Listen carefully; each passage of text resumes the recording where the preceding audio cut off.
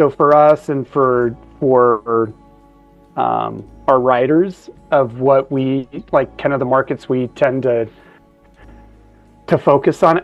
Today I would say I don't think it'll have a big impact. Okay. But if Nate can say nobody knows, I can say nobody knows. We really have to wait and see, what actually happens. But today, we make nothing in China. Our key competitors make very, very little in China. Okay. And so if China's the target, then, very little impact. Lower priced bikes, kids bikes, it could have an impact there for sure. And I mean, for me personally, I think that's bad. We want the more kids we can get on bikes, the better. And those bikes need to be affordable. Like I said, that was kind of a question that it kind of came up, when you start hearing tariffs, you're like, well, wait, how does that affect, manufacturing? And so, and I was telling Alicia, I thought my bike was probably 2020. I think I bought my bike in 2018 or 19, and I looked at the receipt. It's 2015, and I need a new bike. And I'm like, oh my God, how much is this going to cost me now? So, yeah. One of the other questions that came up was from a leadership perspective, how does SRAM balance supporting elite level cycling while engaging and growing the everyday riding community? Yeah, it's a really good question. We definitely try to be the best at both. We treat riders, even if they don't buy directly from us, we think of riders as, our key customer. That's, our purpose statement is to inspire cyclists. And so we try, to be involved where we can be involved, to encourage people to ride bikes, whether that's, a young child riding a bike for the first time, or a 50-year-old going, oh my God, I need to get in better health, and riding a bike for the first time, or Justin Williams, thinking I'm gonna win. I'm gonna win every frickin' race I'm in. And so we really try to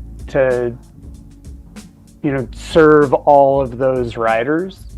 Kind of like I said before, though, like we admit we don't make components, that go on every price point of bike. But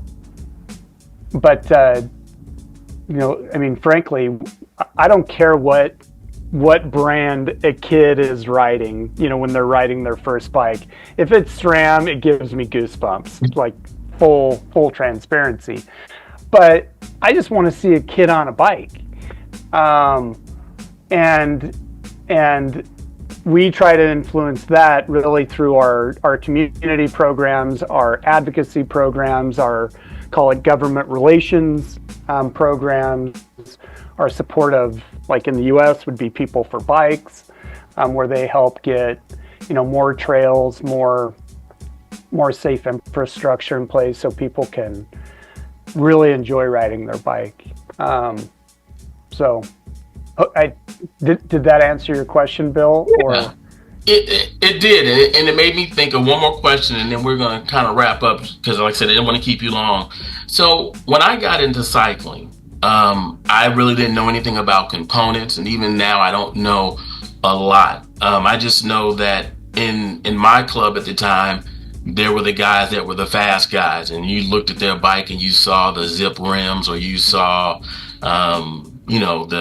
the electronic shifters and stuff like that. So my question is, how do people getting into the sport learn about the components? I know SRAM is agnostic when it comes to bikes. It's just components that you make. So how do people learn about your products, and where do they fall, or should they upgrade, or how does that work? yeah, that's a really good question. I personally think most people probably learn about components, especially as they're starting out, from the person they're riding with to their left or to their right. You know, friends help friends ride bikes and learn about bikes. And you know, that I think that's a big part of it. You know, what we do to try to help with that is not everybody learns that way. And so kind of whatever your rider journey is, whatever your, like how you're trying to learn, you know, I think it's our job to make that information available in that way. So, you know, as an example, we have field guides that go to events and help riders learn about, you know, what might be right for them. They also visit bike shops to make sure that the shop employees know. You know, we spend a ton of money, you know, on YouTube videos and things like that, on SRAM tech, etc. So if you're somebody who wants to learn about it online, you can do that. So it's really trying to make, you know, that rider experience as easy as possible and in the way that the rider wants, because it's, again, this all comes back to, it's about the rider, not about us. And so we try to fill those how we can. And so frankly, if any of you guys have advice, it's like, man, you are missing this. You know, you're not getting to these riders, you let us know. Because we really do try to cover that. See, I always ask the question, what's the best setup for a fat guy to get up a hill? You know, so hey, that one's easy, right? I mean, the number one way is don't be a fat guy. Number two, like, reduce it. Like, I will tell you the truth here. So I did not ride a road bike until I joined SRAM. Okay. I'm from Colorado. I was mountain bike all the way. That's all I thought about, and I loved it. And then I joined SRAM and moved to Chicago. Turns out there's not a lot of mountains here. I have a huge love of bikes, and so it's pretty clear if I'm going to ride bikes a lot, I'm either going to ride a mountain bike next to people on a road or gravel bike, yeah, or I'm going to learn, you know, to enjoy road and gravel. And so, you know, thankfully I did the latter. And now I truly love all three, but you know, it I don't know, just really kind of being there for the rider in that journey, I think it's really important to us, because it turns out if you work at SRAM, you're probably a bike geek. You love bikes. And I think it's one of the things, you love bikes and you love cyclists, you know what I mean? Like, and so it's actually a pretty special place to work because of that. That's pretty cool. Ken, and sorry, Bill, but I left out the punchline there. So as I was becoming a road cyclist, I went to a former pro, and I'm like, I got to ride in this road ride. What do I do? He looked at me and he's like, two things: lose 15 pounds now and never be in front. He's like, somebody stronger is going to pull you, but when you get to the hill, you're going to wish you lost those 15 pounds. And so it would that's my intro to road. Like, when you ride gravity and mountain bike, it doesn't matter how much you weigh, because the chairlift takes you to the top. It's awesome. Okay. It's why I loved it. So anyway, so that's why it turns out that, you know, if you go up category in our bike components, they get more expensive because they get lighter. Gotcha. For the most part. I mean, it is really hard to make super high quality, super light components.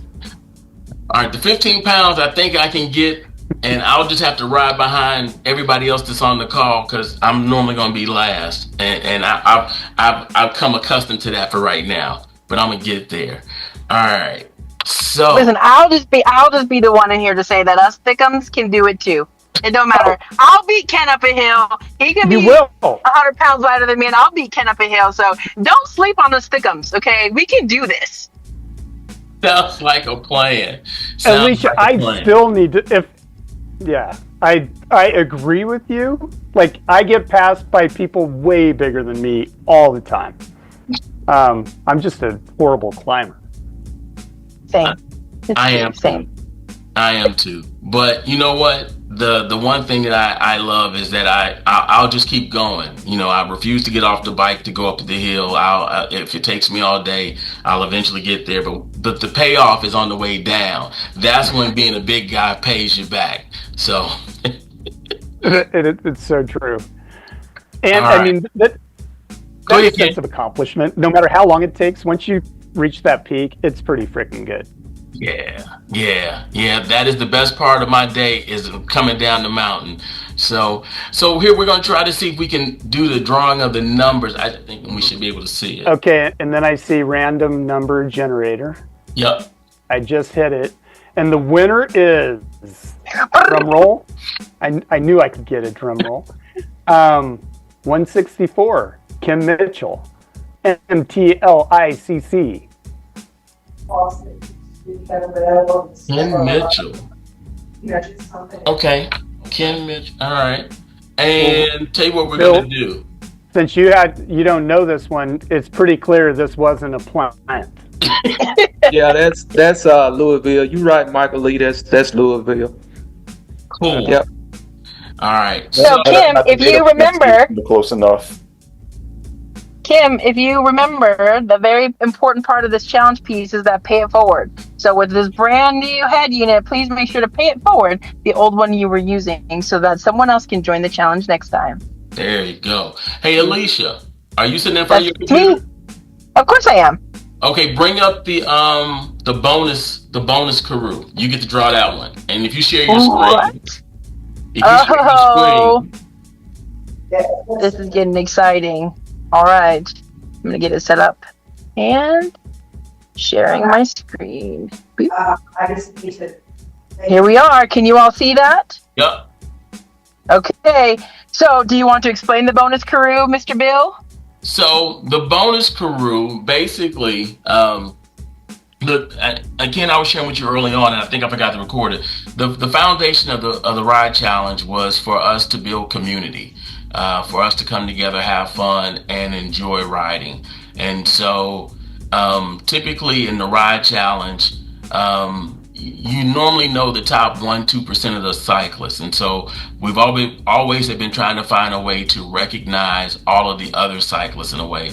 So this year, when SRAM came and said, "Hey, we want to be a part of this, and we'll bring the Karoo," people got really excited, and so for the last 3 weeks, we've been able to draw random winners. As long as you've met the mileage criteria, you were able to be entered into the drawing. The bonus one, or the bonus Karoo, we figured, you know what? If you did at least 1 mile, all you have to do is at least 1 mile, and no one knows this, and we would give you a chance to win a Karoo. So that is the backstory behind the bonus Karoo. So without further ado, Alicia, you get to hit the button. Drum roll. Drum roll. Here we go. Number 51, Leon Wow, that's Willard. Chicago. That's right here. So everybody, I just want to say thank you, Ken. Thank you for coming out and spending a little time with us. I apologize, I messed up the link, but hopefully you'll want to join us again next year. It's good for Major Taylor to be able to talk to someone of your stature, to ask questions, to find out what's going on in the industry, and it just you feel appreciated that you took time out to come and talk to us. So we appreciate your product.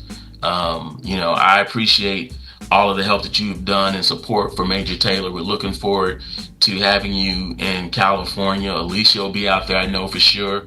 And it's just been a great time and a great relationship. So thank you. And if you got anything you want to share with the people in closing, feel free. Bill, it's my pleasure to be here. And I love what you're doing. I think it's such a great idea. You know, not all of us live in California or Arizona, so to have this kind of motivation in February, such a great idea. Gives me goosebumps, and just love what you're doing. So thank you. Well, if you're going to have the SRAM team next year, because I'm getting prodded, we'll look for you to be on that SRAM team next year. Yeah, as long as my numbers don't get posted as my numbers, we're good. I ride all the time. I'm just, you know, I'm what I make up for in not being able to climb, I lose in speed. So you just got to ride next year. That's all it is to it. So without, I love it. It's great. Love what you're doing. Thank you, sir. Without further ado, everybody, thanks for coming out, and apologize for the link issue. We'll post this so people can see it, but we've got 2 winners, and this is February Pay It Forward month. So if you won the Karoo, we're asking you to take your current unit and pay it forward. Matter of fact, you know, reach out to Major Taylor Kids. The kids would love to get a used unit. So, but other than that, it's your boy, Brother Bill. I love Major Taylor, and I will see you guys next time.